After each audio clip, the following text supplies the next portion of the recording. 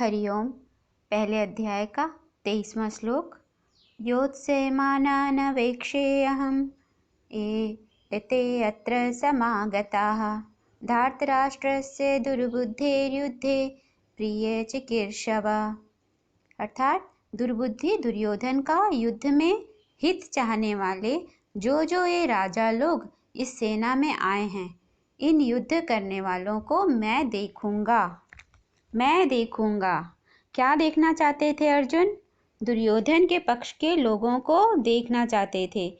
दुर्योधन कौन है? हमारी उच्चाकांक्षा। और उसका साथ कौन कौन देते हैं?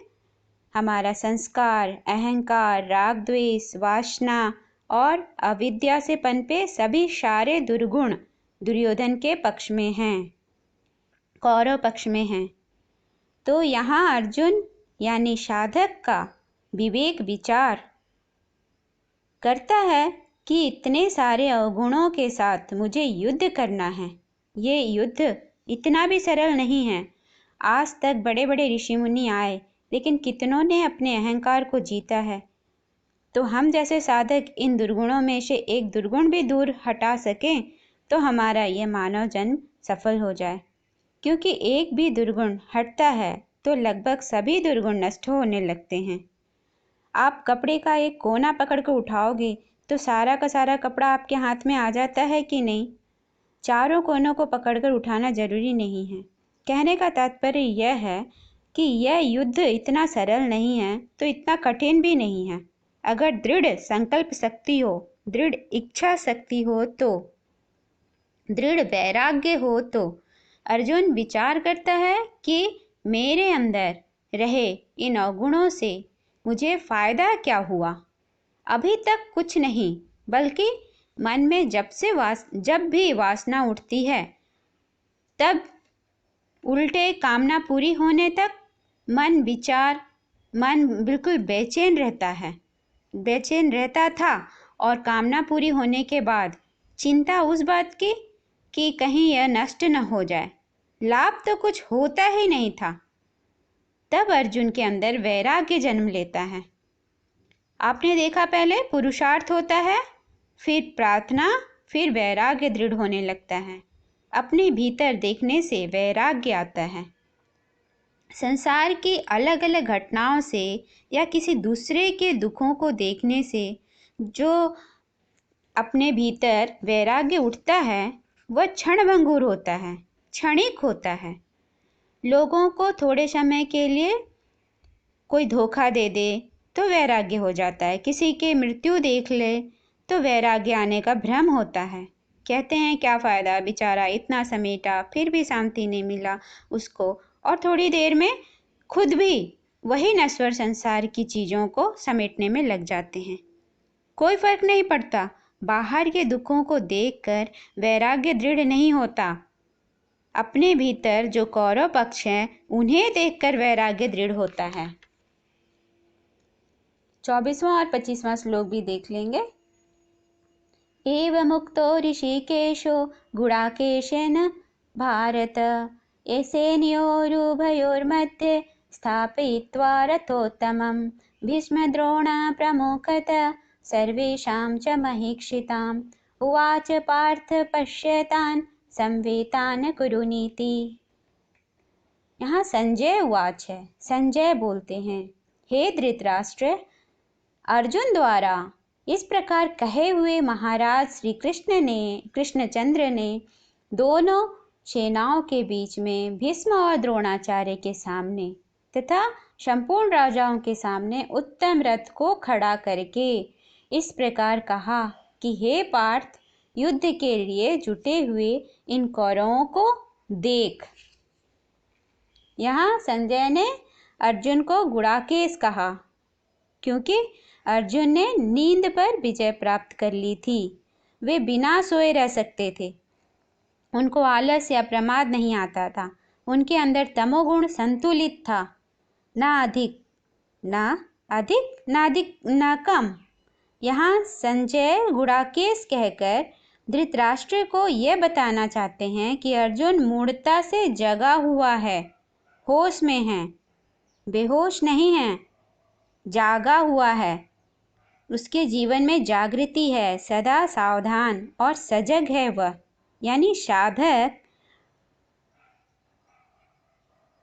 प्रमाद रहित होता है। ऐसे में आपके पुत्र यानी कौरव पक्ष कैसे जीत सकेंगे? निद्रा का अर्थ शरीर के सोने या जागने से नहीं लेना चाहिए। पूरी गीता तो प्रतीकात्मक है। अगर सावधान होकर नहीं समझेंगे तो चूक हो जाएगी। यहाँ ध्यान देंगे, भगवान श्री कृष्ण ने कहाँ लाकर रथ को खड़ा किया? लिखा है दोनों सेनाओं के बीच में, खासकर भीष्म और द्रोणाचार्य के सामने लाकर रथ को खड़ा किया। क्या तात्पर्य है इसका कि भगवान क्या दिखाना चाहते थे? 3 प्रकार से देखना होता है। कोई भी व्यक्ति जब सामने देखता है तो सबसे पहले उसे व्यक्ति दिखलाई पड़ता है, उसके बाद उस व्यक्ति के साथ का संबंध दिखलाई पड़ता है, फिर उस व्यक्ति का पाप, उसके बुराई दिखलाई पड़ते हैं। ये 3 संभावनाएं होती हैं। जब भी हम किसी को देखते हैं तो पहले व्यक्ति, फिर उसके साथ का रिश्ता, फिर उसकी गलतियां दिखलाई पड़ती हैं। तो होता क्या है, साधक या अर्जुन या कोई भी संसारी सबसे पहले व्यक्ति को और उसके साथ के संबंधों, रिश्ते नाते को देखता है, जिसके कारण वह मोह माया में पड़ जाता है। उनकी गलती नहीं देखता। अर्जुन को अगर उनकी गलती दिख गई होती तो वह सजा देने के लिए तत्पर हो जाता, लेकिन अर्जुन मोह में पड़ जाता है। यहाँ से अर्जुन विषाद योग शुरू हो जाता है। अर्जुन के मन में बंधु स्नेह से उत्पन्न करुणाजनित कायरता प्रकट हो जाती है। जब भी परिवार और कुटुंब में अपना कोई पुत्र गलती करता है, पाप करता है, तो हम उसे बचाना चाहते हैं और ऊपर से भगवान से भी उसे बचाने के लिए प्रार्थना करने लग जाते हैं। यही तो मोह है। और इसीलिए भगवान ने अर्जुन को निमित्त बनाकर लोक कल्याण करने के लिए भगवान स्वयं अपने मुख से त्रिलोक पावन दिव्य गीतामृत की मधुर धारा बहाई, जो अनंत काल तक अनंत जीवों का परम कल्याण करती रहेगी। अर्जुन के मोह का नाश करने के लिए ही यह गीता गाई गई है। अपनी गलती दिखते हुए भी हम उसे सही साबित करने में लगे रहते हैं। सभी मानव जाति को इन कमजोरियों का पता है, फिर भी प्रकृति के वश होकर, मोह माया के वश में होकर अपनी दुष्प्रवृत्तियों का त्याग नहीं कर पाते। दूसरों की गलतियां देखना आसान है, किंतु स्वयं के अंदर अपनी गलतियों को देखना ही साधना है। यहाँ कौरव पक्ष हमारे अंदर का ही बुराई पक्ष है, जिसके साथ युद्ध करके विजयी होना है। वो कौन कौन है?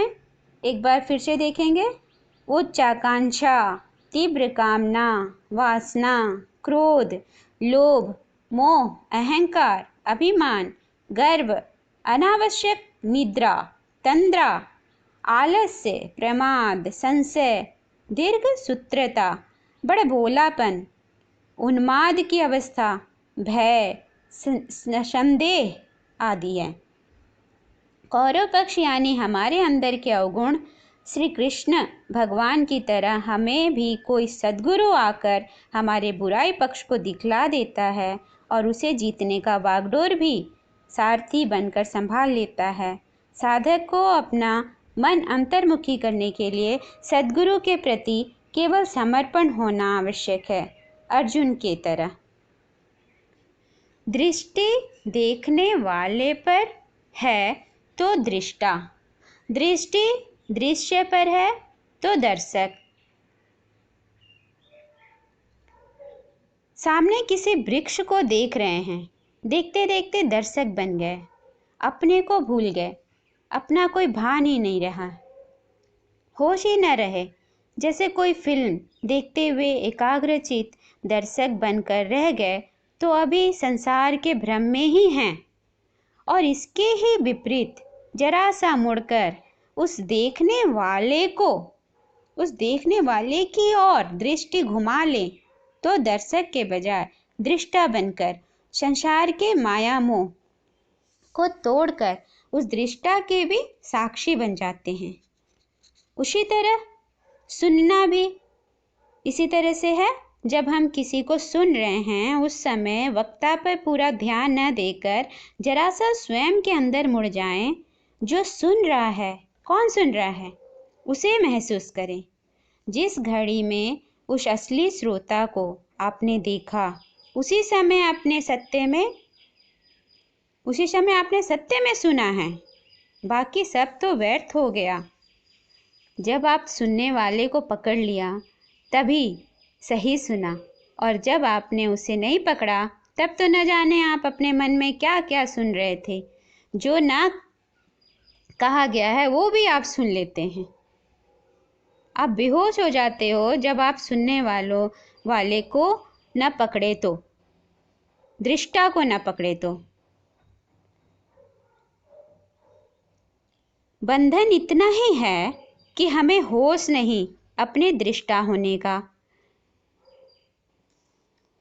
बंधन यही है कि अपने को छोड़ दूसरे को दृष्टा देखते हैं।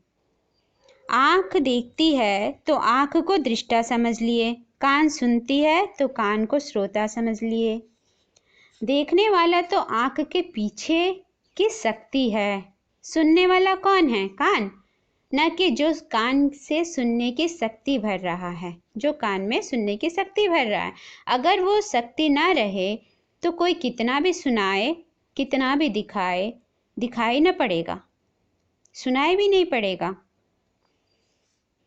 इंद्रियां अनुभव नहीं करती, इंद्रियों के पीछे छुपा हुआ आत्मा शक्ति अनुभव करती है। यहाँ कहना यही चाहती हूँ कि आप अपने इंद्रियों को ही दृष्टा ना मान लेना, अपने स्वयं को दृष्टा जानना। ध्यान क्या है? इसी का ध्यान रखना ही तो ध्यान है। ध्यान में उस देखने वाले, सुनने वाले को ही तो देखा जाता है और अपने सिर से सारा कर्तापन का भार उतर जाता है। तो हम कहते हैं ध्यान से शांति मिलती है। तुर्यावस्था का मतलब है पूर्ण जागृति, भीतर और बाहर दोनों ओर प्रकाश। जब कोई भी अवस्था में रहते हैं तो हम पृथक नहीं हो पाते, उसके साथ तादात्म्य में हो जाता है हमारा। जो भी आँखों से दिखलाई पड़ता है उसके साथ हमारी तादात्म्य हो जाती है, हम खो जाते हैं। हमारे भीतर जो चेतन तत्व है वही यात्रा करता है। शरीर के साथ जुड़ना ही बेहोशी है और आत्मा के साथ जुड़ना ही होश है। शरीर के साथ स्वयं को अलग करना होश है। तुर्या में जागना, गहराई में जागना, उतना ही स्थिर हो पाएंगे, जब उतने ही स्थिर हो पाएंगे। सपने में हम हमेशा दर्शक होते हैं, दृष्टा रहते हैं। मैंने स्वप्न देखा, स्वप्न हो नहीं गया, लेकिन जागृत में हम अपने हर परिस्थिति के साथ हो जाते हैं, दृष्टा नहीं रह पाते। तुर्या उपलब्धि है, केवल दृष्टि उस ओर करना है।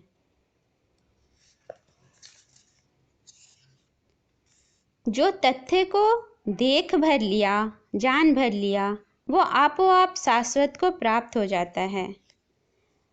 जैसे ही दिखलाई पड़ गया, मन क्षणिक है, केवल इतने से बोध में मन अपने आप शांत हो जाता है। इतने से ही बोध से खुद ब खुद शांति आ जाती है।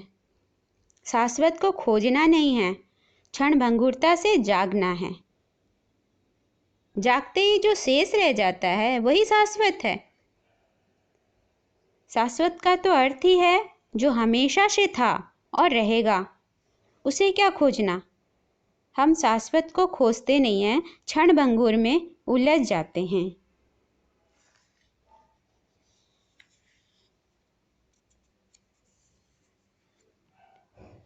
तो हरिओम। कोशिश करेंगे इसे समझने का। समाधि का मतलब क्या है?